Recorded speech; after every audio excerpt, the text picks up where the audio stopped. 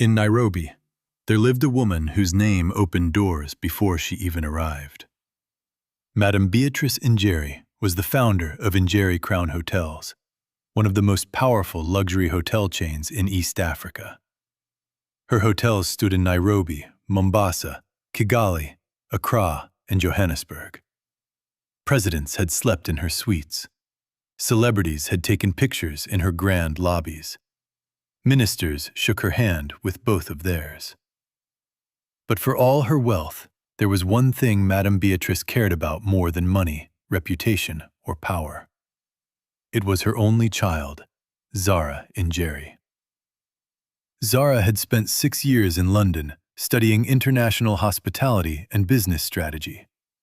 She was brilliant, elegant, disciplined, and far more observant than most people realized. Her mother trusted her mind. The board feared her potential.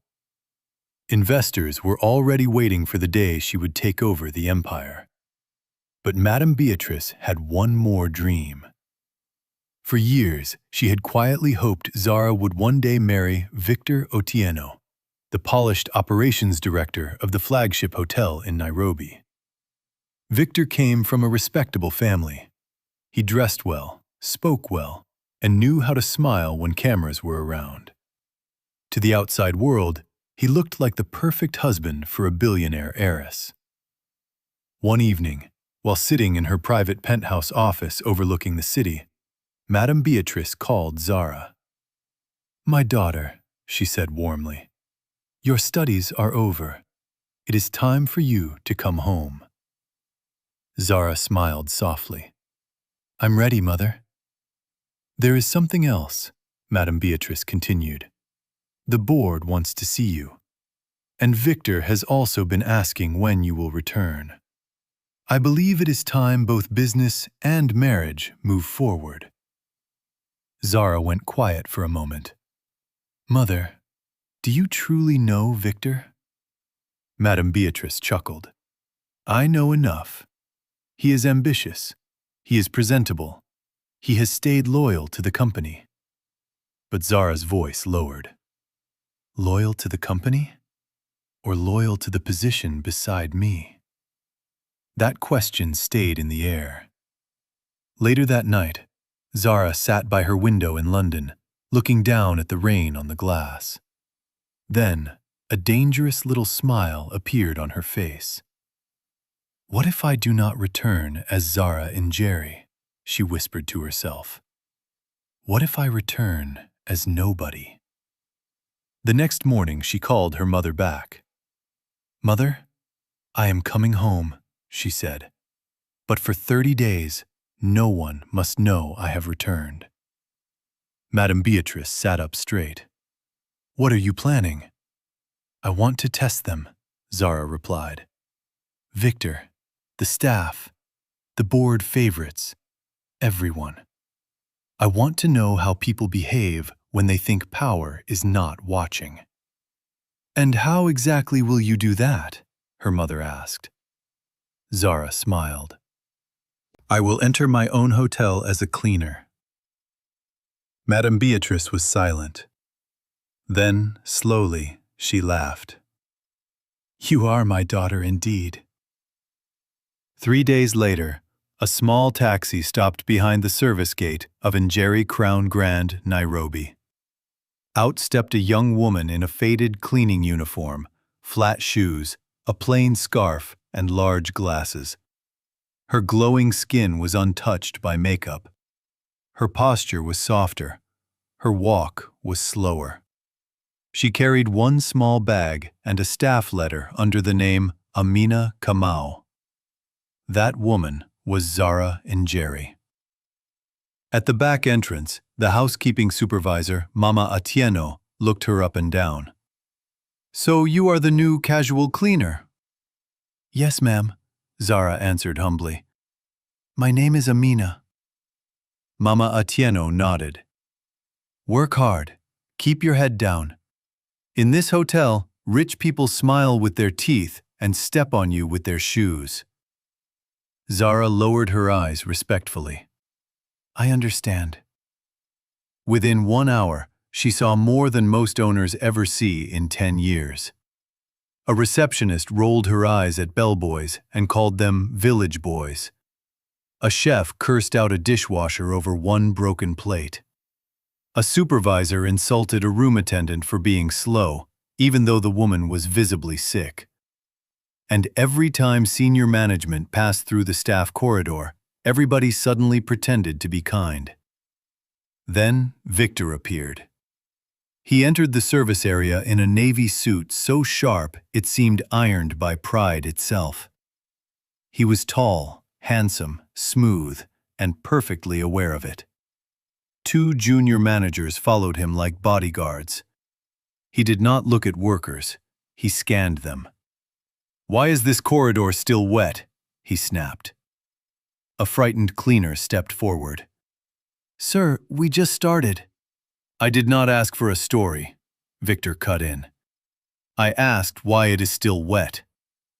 Then his eyes landed on Zara, though he did not know it was her. "You, new girl. If you are going to stand there, at least hold the mop correctly." "Yes, sir," Zara said quietly. Victor smirked and kept walking. From the corner of the hallway, another man had been watching. He wore engineer's coveralls, work boots, and carried a toolbox. His name was Daniel Kamau, head of maintenance. He was not flashy, he was not loud. But his eyes were calm, and unlike the others, he actually saw people. As Victor disappeared, Daniel walked over and took the mop from Zara's hand gently. "He talks like that to everybody," Daniel said. "Do not let it enter your spirit." Zara looked up. "Thank you." "You are new," he said. "First lesson. In this hotel, polish shines on the floor and lies shine on faces." Zara almost smiled. "And what is the second lesson?" Daniel handed back the mop. "Find out who is kind when nobody important is looking." Then he left. That same afternoon, Zara saw another interesting face. Her name was Lola Mensah, the hotel's head of marketing. She was beautiful, dramatic, heavily perfumed, and always dressed as if every corridor were a red carpet. She spoke with sugar in public and acid in private. "Who put this cheap flower arrangement here?" Lola said, wrinkling her nose in the lobby. "It looks like sorrow in a vase." The florist assistant tried to explain, but Lola waved her off. "And who are you?" Lola asked when she noticed Zara polishing the brass rail. "Ah, new cleaner. Fine. Make sure you wipe properly. VIP investors are coming tomorrow, and I do not want them seeing poverty on metal." Zara bowed her head. "Yes, ma'am." But later that evening, as Zara carried fresh towels past the executive wing, she saw something unexpected. The door to Victor's office was slightly open. Inside, Victor was laughing softly. Lola was sitting on his desk, one heel swinging in the air, holding his tie. "You promise too much," Lola murmured. Victor smiled. "I only promise what I can control." "And can you control Zara and Jerry when she returns?" Victor's smile sharpened. "Please, I do not need Zara's love. I need her surname." Lola laughed. "And if she refuses you?" Victor stepped closer. "Then I will charm the mother, win the board, and marry the daughter through strategy. In this world, love is for people who can afford to lose." Lola touched his face. "And what am I?" Victor kissed her wrist. "My favorite distraction." Zara stood frozen outside the half-open door. Her heart did not break because she loved Victor. It broke because her suspicion had been right. That night, she sat in the tiny staff quarters provided for temporary workers. The room was small, hot, and badly painted. For the first time in her life, she slept with a bucket beside the bed because the plumbing leaked. She stared at the ceiling and whispered, "So this is how my lowest-paid workers live while my managers drink imported water." The next day, she worked room service floors. On the 12th floor, one guest spilled coffee across the carpet and blamed the cleaner before Zara. On the 9th floor, a little girl smiled at Zara and offered her half a biscuit.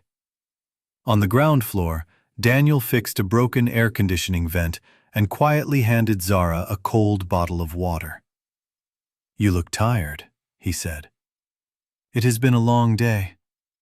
"It is only noon." They both laughed softly. As the days passed, Zara kept watching. Victor bullied staff in private and flattered investors in public. Lola mocked poor workers but pretended to support women's empowerment in meetings. The finance officer signed invoices too fast. The procurement manager approved suspicious food orders. And somehow, the hotel's supply records showed 80 bathrobes delivered in 1 week, yet only 20 appeared in storage. On the 7th day, Zara followed a paper trail. While dusting the admin office late at night, she saw duplicate invoices with the same signatures but different amounts. She photographed everything with a cheap spare phone she had bought for the disguise. Large sums were being redirected through shell vendors. Somebody inside was stealing from the hotel. But things became even more personal on the 10th day. A high-profile engagement event was taking place in the rooftop ballroom. Politicians, investors, influencers, and business figures filled the venue with expensive laughter. Zara had been assigned to assist the event cleaning team. She wore gloves and carried a tray of fresh napkins. Victor stood at the center of the room, charming everybody. Lola floated nearby in a deep red gown. Daniel was only there because a light rig had been acting up near the stage. As Zara moved behind one of the cocktail tables, a guest bumped into her. A glass tipped. Red wine splashed across Victor's sleeve. The ballroom froze. Victor looked down at the stain, then up at Zara. His face darkened with fury. "You stupid girl," he hissed. "I'm sorry, sir," Zara said quickly. "The guest moved suddenly." Victor grabbed the tray from her hand and let it crash to the floor. "Do not explain failure to me." Everybody stared. Lola folded her arms with satisfaction. Victor stepped closer, lowering his voice just enough to make the humiliation feel intimate. "Do you know how much this suit costs?" "No, sir."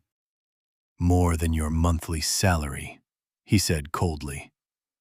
"Maybe more than your family has seen in a year." The words cut through the room. Just then, Daniel walked in, saw the broken tray, and understood the scene immediately. "It was an accident," Daniel said firmly. "The guest moved first." Victor turned. "Did I ask you?" "No," Daniel replied calmly. "But you are shaming a worker over a mistake." Victor laughed without humor. "You maintenance people should learn your rank." Daniel looked him straight in the eye. "A person's rank is revealed by how they treat people who cannot repay them." For 1 second, silence swallowed the ballroom. Victor's jaw tightened. "Get back to your tools." Daniel bent down, helped Zara gather the napkins, and whispered, "Do not cry here. Some people feed on tears." That moment stayed with her all night. Later, in the service lift, Zara finally asked him, "Why did you defend me?" Daniel shrugged. "Because it was right." "You could lose your job." "Then I lose it. But I will not lose myself." Something shifted in Zara's heart. By the second week, rumors started spreading across the hotel. Staff whispered that Madame Beatrice would soon announce Zara's return. Some said there would be an engagement, Some said Victor was already the chosen man. Lola, who was secretly still seeing Victor, began acting like she would soon become untouchable. She barked orders harder. She wore bigger earrings. She even started correcting other managers as if she already owned shares in the company. One afternoon in the canteen, Lola laughed loudly with two junior executives. "Once Zara returns," she said, "we will see who belongs in the front row and who belongs in the basement." A receptionist giggled. "And what if Zara is difficult?" Lola sipped juice and smiled. "Then Victor will handle her. Men like him know how to wear charm like cologne." From another table, Zara listened quietly while eating plain rice from a staff bowl. Then Mama Atieno sat beside her and muttered, "Be careful in this place. The smiling ones are often the biting ones." Zara nodded. "Did management always behave like this?" Mama Atieno sighed. "Not when Madame Beatrice was always on site. Fear used to discipline them. Now her absence has revealed people." That evening, Zara went to her mother's private residence through the back entrance. Madame Beatrice was waiting with tea. "Well?" the mother asked. Zara removed her glasses and headscarf. "Victor is corrupt. Lola is involved with him. Procurement is leaking money. Staff housing is shameful. And Daniel Kamau may be the first honest man I have met inside our flagship hotel." Madame Beatrice leaned back slowly. "Daniel?" "He works in maintenance," Zara replied. "Quiet, decent, observant. He defended me when Victor humiliated me." Her mother smiled slightly. "So the cleaner has found a good man?" Zara gave her a warning look. "Mother." Madame Beatrice laughed. "I am joking, but continue. Learn everything." "I also want access to the internal cameras," Zara said. "You suspect more?" "I suspect greed always travels with carelessness." 2 days later, with help from her mother's trusted legal advisor, Zara received secure access to archived CCTV and audit backups. What she found was worse than she expected. Victor and Lola had been meeting after hours in private suites marked as maintenance closures. Victor had been entertaining suppliers for kickbacks. Lola had approved inflated event contracts. And on one recording, Victor stood in the cigar lounge with a friend and said the words that sealed his future. "I will marry Zara and Jerry," he said casually, pouring himself whiskey. "Smile for the wedding pictures. Become executive husband. Secure my seat at the top. And keep my real life somewhere else. Rich girls only need a ring and a headline." His friend laughed. "And Lola?" Victor shrugged. "Every king has a side room." Zara watched that clip 3 times. Her face did not move, but the room around her felt cold.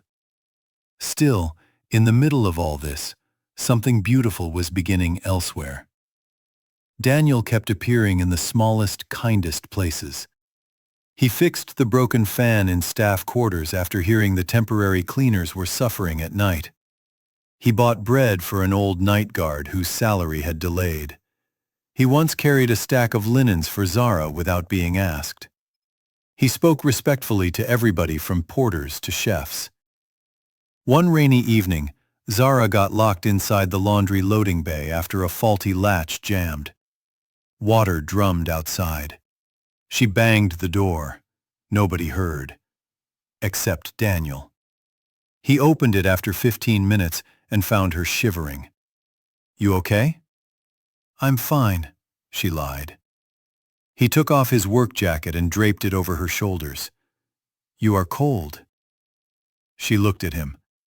"Why are you always noticing everything?" Daniel smiled. "Because most people only notice important people. I try to notice human beings. She lowered her gaze to hide the emotion in her eyes. They sat for a moment on two plastic crates while the rain pounded the roof. Then Daniel said quietly, "Can I tell you something strange?" "Go ahead." "The first day I saw you, I thought, this girl does not belong to smallness." Zara's heart skipped. "What do you mean?" "You clean like someone studying the room. You speak like someone trained not to waste words.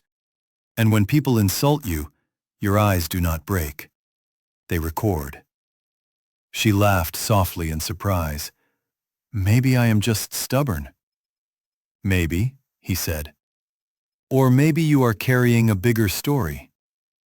For the first time since returning, Zara felt seen in a way that had nothing to do with money. By week 3, Victor became more aggressive.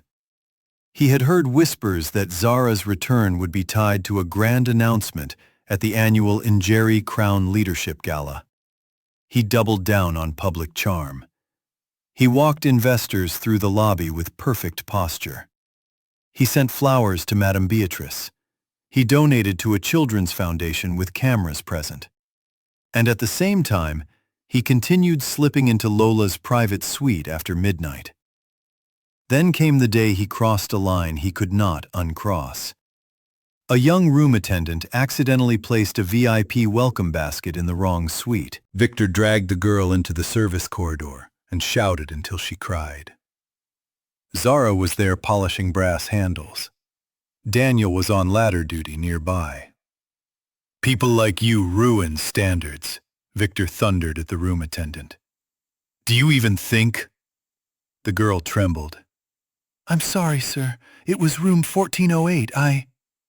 Victor snatched the staff badge from her chest and threw it on the floor. "Maybe village mistakes belong in village hotels." Before anyone could move, Zara stepped forward. "She apologized." Victor turned sharply. "Excuse me?" "She apologized," Zara repeated, still in cleaner uniform. "You made your point." The corridor went still. Victor stared at her as if a spoon had insulted a king. "A cleaner is now interrupting senior management?" Zara met his eyes. "A human being is interrupting cruelty." Daniel looked at her in shock. Victor stepped close enough to smell her soap. "You are brave for someone disposable." Zara's voice dropped. "And you are loud for someone rotten." His face changed. For a moment, Daniel feared she had gone too far. But Victor only smiled a dangerous smile. "Fine. Since you care so much, you can both explain yourselves to HR tomorrow." That night, Zara told her mother everything. Madame Beatrice stood from her chair slowly and said only one sentence. "The gala will happen sooner." The hotel buzzed with tension for the next 48 hours. Invitations went out. Politicians confirmed attendance. Board members flew in. A huge LED screen was installed in the ballroom for the Future of Injeri Crown presentation. Victor assumed the night would crown him. Lola assumed it would elevate her. Neither understood that the stage being built was for their ruin. On the morning of the gala, Victor stood in his mirror adjusting his cufflinks. "Tonight," he told his reflection, "you stop being a manager and start becoming history." Across town, Zara sat in her mother's dressing room while stylists prepared her real return. Her natural hair was set beautifully. Emerald silk draped around her shoulders. Diamond earrings caught the light. When she stood, she did not look like Amina the cleaner. She looked like inheritance itself. Madame Beatrice walked around her slowly, eyes moist with pride. "My daughter," she said, "tonight let truth do the talking." At the hotel, the ballroom glittered like money had learned to dance. Gold candles, mirrored centerpieces, polished marble. camera crews, investors, politicians, influencers. Even the staff stood straighter than usual. Victor welcomed guests with a politician's smile. Lola floated from table to table in a silver gown. Daniel, assigned to technical support near the stage, was checking audio cables when he noticed something unusual. A password-protected media file had been loaded onto the event server under authority clearance. He frowned, but said nothing. At 8 o'clock, the lights dimmed. Madame Beatrice entered first to thunderous applause. She wore white and gold, like a queen who had buried her softness but not her wisdom. She greeted the crowd and began to speak. "Tonight," she said, "is not only about the future of this company. It is about character. It is about trust. It is about what people do when they think no one is watching." Victor smiled confidently. Lola clapped gracefully. Madame Beatrice continued. "For months, I have been preparing to hand over more responsibility to the next generation. Many have asked who stands worthy beside my family, beside this name, beside this legacy." Victor straightened. Lola crossed her legs and leaned forward. Then Madame Beatrice said, "Before I introduce my daughter, there is something all of us must see." The LED screen behind her came alive. At first, Victor relaxed, assuming it would be a company montage. Then his own face appeared. The room froze. Video 1. Victor in his office kissing Lola's wrist. Video 2. Victor in the cigar lounge saying, "I do not need Zara's love. I need her surname." Gasps filled the ballroom. Video 3. Lola laughing in a private suite while Victor promised marriage for power and secret affairs for pleasure. People turned to stare. Victor's skin drained of color. Lola's hand flew to her mouth. Video 4. Victor insulting low-wage staff. Video 5. Lola approving inflated vendor contracts. Video 6. Procurement fraud entries cross-linked with executive approvals. Video 7. Victor saying, "Rich girls only need a ring and a headline." The ballroom erupted in whispers. "No, is that really him? This was recorded here?" Victor shot to his feet. "Turn it off." Nobody moved. Madame Beatrice looked at him with the calm of final judgment. "You wanted a headline," she said. "Now you have one." Lola stood up, shaking. "Madam, this is a misunderstanding." "A misunderstanding?" Madame Beatrice repeated. "So the cameras lied? The invoices lied? The hotel accounts lied? Or your morals lied first?" Victor looked around desperately. "Madame Beatrice, I can explain." "You already did," she replied. "On camera." Then she lifted one hand toward the ballroom entrance. "Now," she said, "meet the woman you intended to marry for convenience." The doors opened, and in walked Zara and Jerry. The room forgot how to breathe. She wore emerald silk and diamond light. Her back was straight. Her face was calm. She looked regal, untouchable, and devastatingly composed. Not one trace of the cleaner remained on the surface. Yet Daniel, standing near the sound desk, knew instantly. His eyes widened. His hands dropped to his sides. Victor stared at her, then at the screen, then back at her.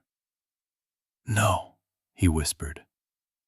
Zara walked slowly to the center of the room and stopped beside her mother. "Good evening," she said. The voice was the same. Victor took one step back. Lola's knees almost gave way. Zara turned to Victor. "You never recognized me because you never truly saw people beneath status." The room was silent enough to hear glass trembling on a tray. Victor swallowed hard. "Zara, listen to me." She raised one hand. For 30 days, I worked in this hotel as Amina Kamau. I cleaned your floors. I watched you insult workers. I watched you steal from this company. I watched you betray a woman you planned to marry. And I watched you reveal exactly who you are when you believed nobody important was in the room. Victor dropped all pretense. He moved forward, desperate. I made mistakes. I was under pressure. Lola meant nothing. Lola snapped. Nothing? After everything? Silence, Madame Beatrice thundered. Security stepped closer. Zara's eyes remained on Victor. The tragedy is not that you cheated on me. The tragedy is that you were never worthy of honesty in the first place. The crowd broke into murmurs again. Then Zara looked toward Lola.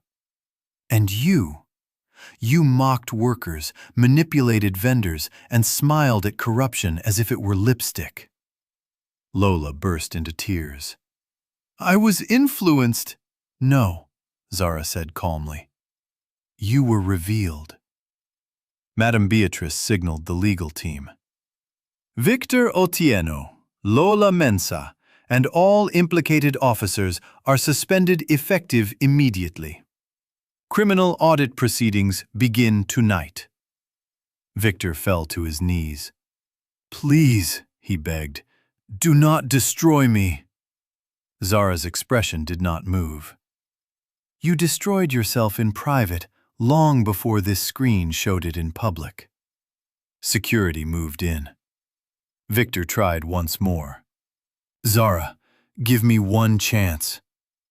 She looked at him the way sunrise looks at smoke. A chance was exactly what you had. As guards escorted Victor and Lola away, the ballroom remained heavy with shock. Some guests looked embarrassed for having admired him. Others looked relieved. Staff near the back exchanged stunned glances. One room attendant wiped tears, not from sadness, but from the strange joy of seeing arrogance finally answer for itself. Then Zara turned toward the staff section. Tonight, she said, I also owe thanks to the people who treated dignity like a duty, not a performance. Her eyes found Mama Atieno first. To those who worked honestly, while others wore titles like costumes. Then her gaze moved to Daniel, and to the man who defended a cleaner when defending her had no reward. Daniel froze. The ballroom followed her line of sight. Madame Beatrice smiled softly. Daniel Kamau, would you come forward?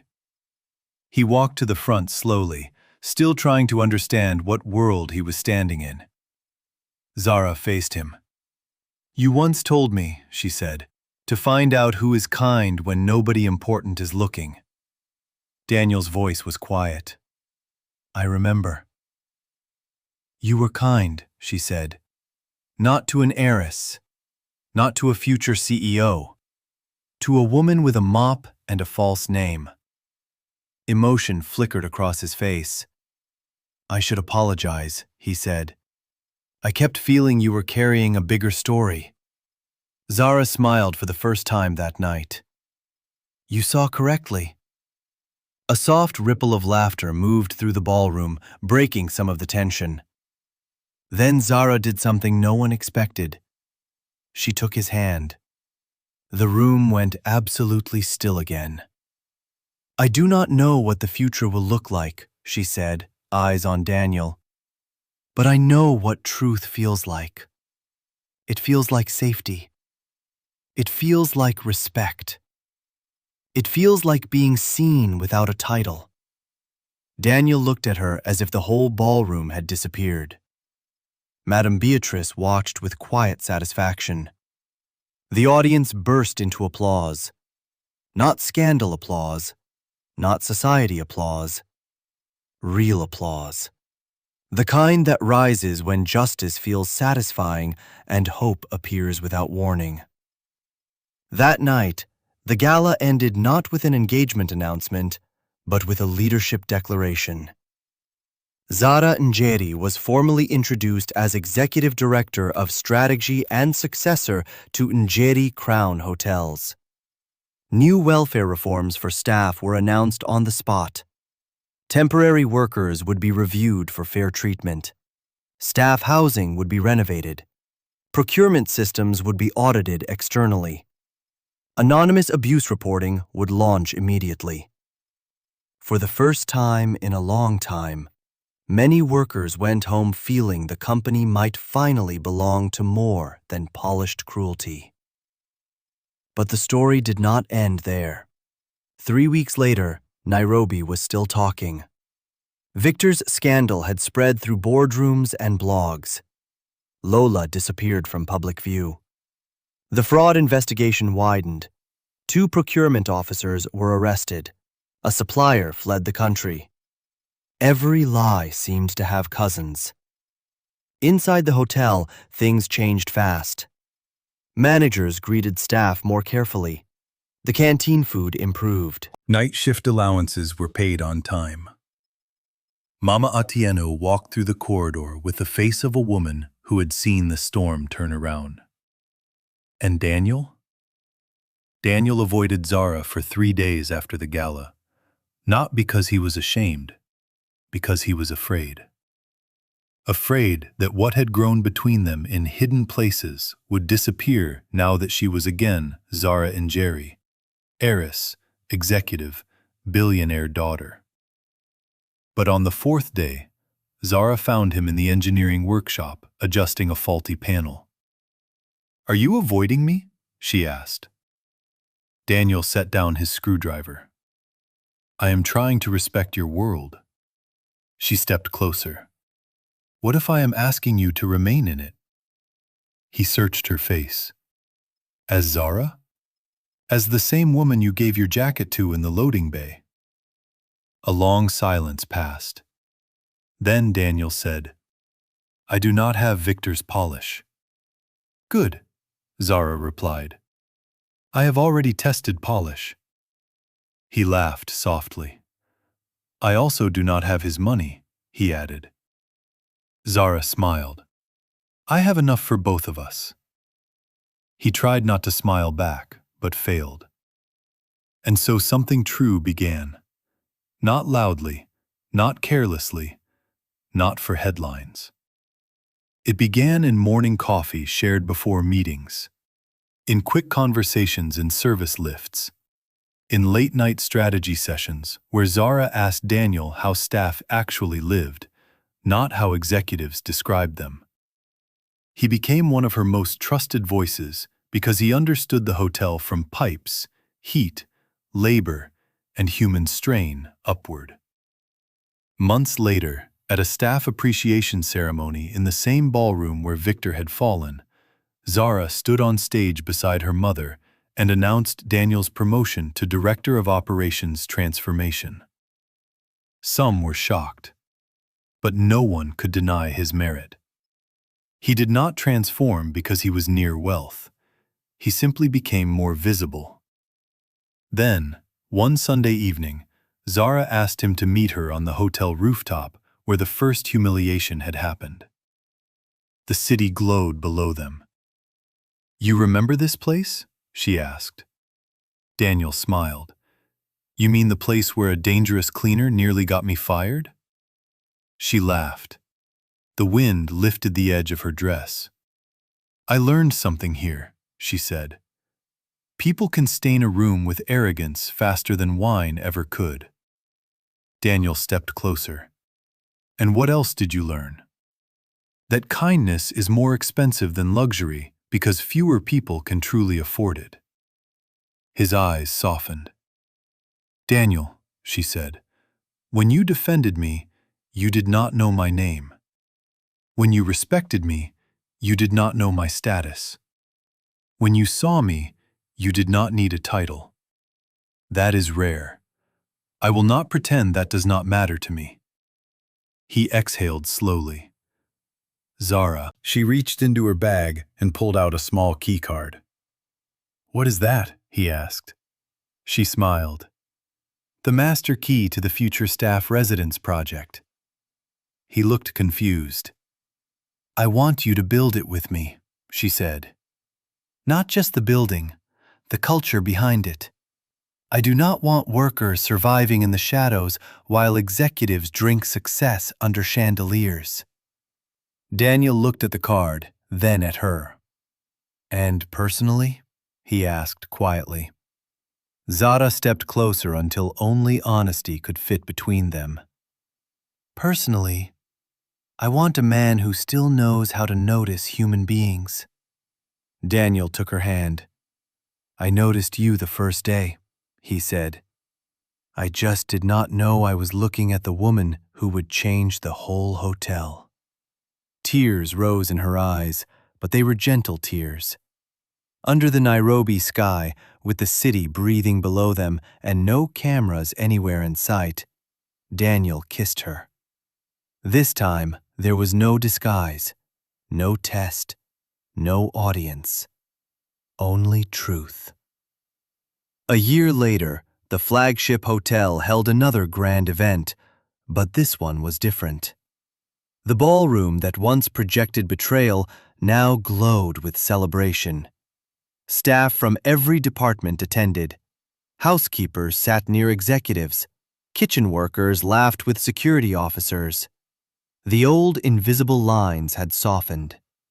At the center of it all stood Zara Njeri in ivory and Daniel Kamau in a black tuxedo, holding her hand like it was both miracle and responsibility. Madame Beatrice watched them with tears shining openly now. "My daughter," she whispered, "you did not just choose a man. You chose character." The wedding was elegant, deeply African, and full of joy instead of performance. Traditional drums met string quartets. Elders blessed the union. Staff were not hidden behind doors. They were honored guests. Mama Atieno cried the loudest.